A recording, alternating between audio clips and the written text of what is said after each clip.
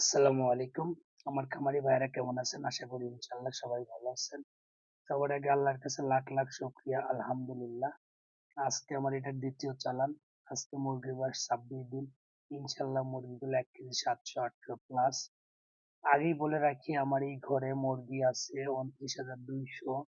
তো এই পর্যন্ত আমার প্রায় ৬ থেকে ৭০০ মুরগি মারা গেছে ৩,২০০ থেকে। এটা স্বাভাবিক। যেহেতু আমাদের ১৫০০ টার্গেট যে ১৫০০ মুরগির মতো মারা যাইতে পারে ছোট অবস্থা থেকে আপনার বিক্রি করা আগ পর্যন্ত আলহামদুলিল্লাহ। এখন পর্যন্ত মুরগিগুলা সম্পূর্ণ সুস্থ এবং সবল আছে। ইনশাআল্লাহ মুরগিগুলোর গ্রোথটাও আলহামদুলিল্লাহ খুবই ভালো। মুরগিগুলা একদমই মানে তরতাজা প্লাস আপনার আমার এই চালানে মোরগের ভাগটা একটু বেশি আছে, মুরগি একটু কম। তার জন্য ইনশাল্লাহ গড় এভারেজ মুরগি প্রায় ১ কেজি ৪০০ ৪৫০ এরকম হয়ে গেছে। সেহেতু আমি ৩০ দিনে সেল দেবো। টার্গেট আছে ২ কেজি ২০০-৩০০ প্লাস হয়ে যাবে ইনশাল্লাহ। এখন পর্যন্ত কোনো রোগ আসে নাই। তো যেহেতু আমরা ৩টা ভ্যাকসিন করি, একটা ৭ দিনে, একটা ১৪ দিনে, একটা ২১ দিনে। আলহামদুলিল্লাহ ৩টা ভ্যাকসিন কমপ্লিট। তো মানে যেহেতু বর্তমানে শীত আসতেছে রাত্রিবেলা, দিনের বেলা একটু গরম বেশি থাকে। সৌদি আরবের তাপমাত্রা দিনের বেলা প্রচন্ড গরম, রাত্রেবেলা বর্তমানে একটু ঠান্ডা। তার জন্য আমাদের ভিতরে তাপমাত্রা রাখবে সবসময় ২৯ আপনার ২৮ এরকম রাখতে হচ্ছে। তো তার জন্য আমাদের হিটার রাত্রেবেলা চলে, আর দিনের বেলা তো মনে করেন যে আপনার এসি চলে।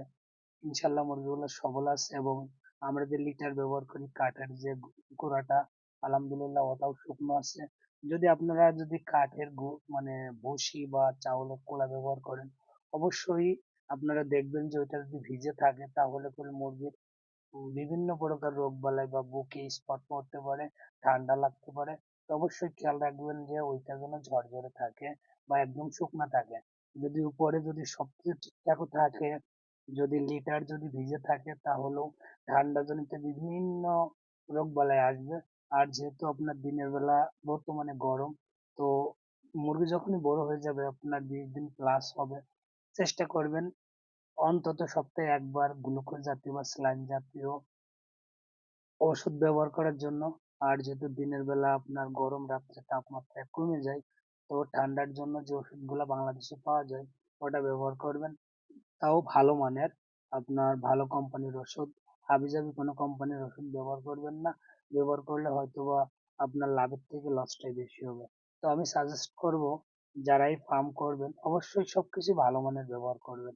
এতে ২ টাকা বেশি লাগলেও আপনার বেনিফিটটা বেশি আসবে।